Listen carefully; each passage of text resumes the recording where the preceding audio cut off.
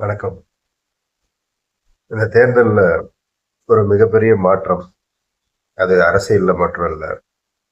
நம்ம வீட்டுகளிலும், இளைஞர் மத்தியிலும் நிறைய நடந்திருக்கு. ஏன்னா, சின்ன குழந்தைங்க முதல் பெரியவங்க வரைக்கும் அத கண்டினியூவா வாட்ச் பண்றத நம்ம கண்கூடா பார்க்கணும். இந்த நம்ம அத கண்காணிக்கிறதுன்றது இது இப்படியே தொடரும். ஏன்னா அரசியல்ன்றது யாரோ யாருக்காகவோ பண்றது கிடையாது அப்படின்றத நம்ம தெளிவா புரிஞ்சுக்கணும். 1,05,000 அப்படின்னு நினைக்கிறேன் இப்போதைக்கு எம்எல்ஏ சம்பளம். இந்த சம்பளம் நமக்கான திட்டங்களையும் சட்டங்களையும் அரசாங்கத்தையும் வழிநடத்த நாம நியமிச்சிருக்கிற சட்டமன்ற உறுப்பினர், இதுல முதலமைச்சர்ல இருந்து சபாநாயகர்ல இருந்து அமைச்சர்ல இருந்து எம்எல்ஏ வரைக்கும் அடங்கும்.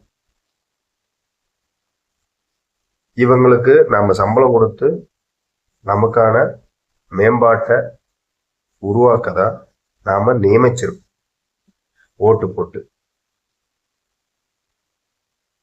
நாம ஒருத்தரை நமக்காக ஒரு வேலைக்கு ஒரு பதவிக்கு நாம தேர்ந்தெடுத்தோம். அவங்க அதை சரியா செய்யறாங்களா அப்படின்றத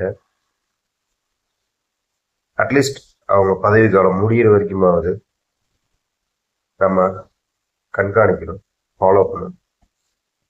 அது விஜய் தலைமையிலான ஆட்சியா இருந்தாலும் சரி, இல்ல வேற யார் தலைமையான ஆட்சியா இருந்தாலும் சரி, அதிகப்படியான மக்கள் ஓட்டு போட்டு அவங்கள தேர்ந்தெடுக்கிறவங்க ஆட்சியில அமர்வார். நம்மளுடைய கடமை யாருக்கிட்ட இந்த நாடு ஆட்சி அமைக்க கொடுக்கணும் அப்படின்றத முடிவு பண்றோம். அதை முடிவு பண்ணியாச்சு. ஏன்னா இங்க இருக்கிற ஓட்டுரிமை இருக்கிற ஒவ்வொருத்தருக்கும் அந்த உரிமை இருக்கு. எதிர்ப்புன்றது ஒவ்வொருத்தருடைய கருத்துக்காகத்தான் இருக்கணும், தனி மனிதனுக்காக இருக்கக்கூடாது. ஏன்னா நான் சொல்ற கருத்து உங்களுக்கு பிடிச்சிருந்தா அதை ஏத்துக்கலாம், பிடிக்கலன்னா அதை எதிர்க்கலாம். ஆனா சக மனுஷனை எதிர்க்க கூடாது அப்படின்ற ஒரு நல்ல விஷயம்தான் நேற்றுக்கு நடந்த ஸ்டாலின் சந்திப்பு போகட்டும், வைகோ, அன்புமணி, சீமான், அவங்கள எல்லாரையும் சந்திச்சதா இருக்கட்டும் அப்படின்னு நான் நினைக்கிறேன். இவங்க எல்லாருமே தேர்தல் பிரச்சாரத்திலேயோ அரசியல் ரீதியாவோ எதிரெதிர துருவத்துல நின்றாலும்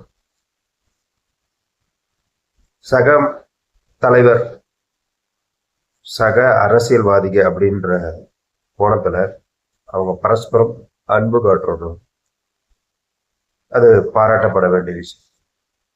இதுல இருந்து அந்தந்த கட்சி பின்தொடர்ற தொண்டர்களும் விஜய் ரசிகர்களும் நீங்க எதிர்த்து குரல் கொடுக்கிறது அவங்களுடைய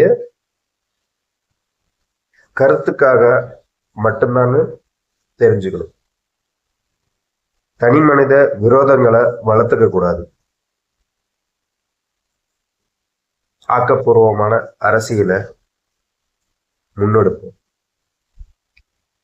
மீண்டும் சொல்றேன், அரசியல்ன்றது யாரோ பண்ற அரசியல் கிடையாது.